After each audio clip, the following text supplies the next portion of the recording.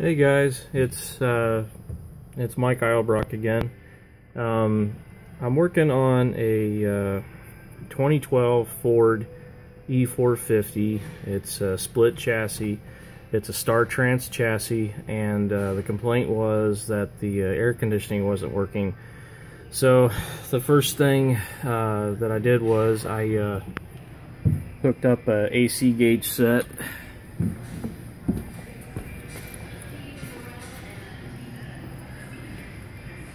To the vehicle, and the on the high side here, the gauge just started going up, pegging.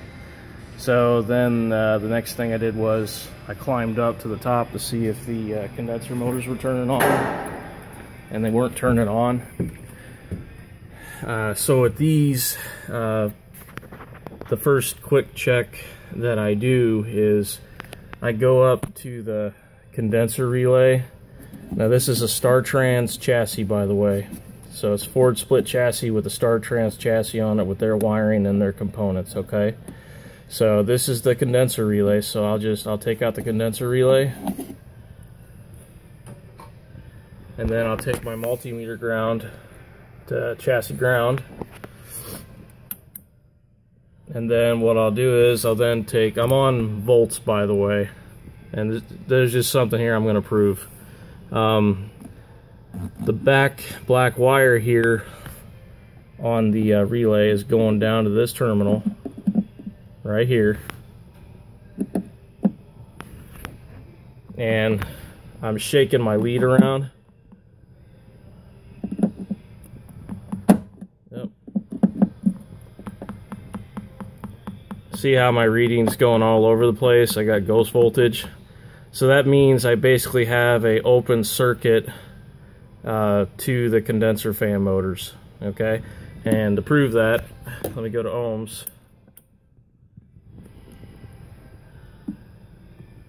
And I go on the same terminal, see right there, and I read OL out of limits for resistance, infinite resistance. So now depending on the symptom problem, I do still use ohms, but a lot of time I'll just keep it on volts, you know, just to see if I've got an open circuit or not. So anyway, it's open circuit, and what I'm getting to is on these models, I've noticed we have problems with the condenser unit up top. Water gets in there, it gets into the fuse holders, and you have corrosion happen, and then it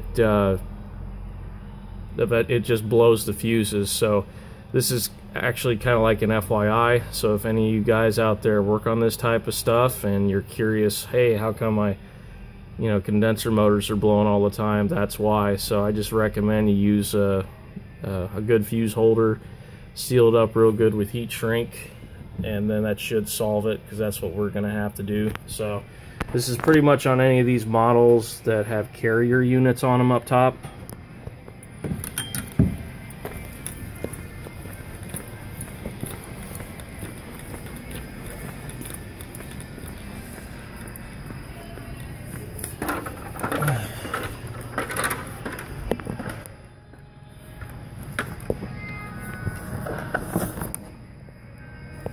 So here I'm on top of the vehicle, and here's the fuse holders. See, they're all green. So what I'm going to do is I'm going to replace them all, and then we should be good. I'll make sure they're all sealed up pretty good. So anyway, it's just an FYI. So if any of you guys work on this stuff, this is the major cause that causes this problem. So anyway, have a good one, guys. Bye.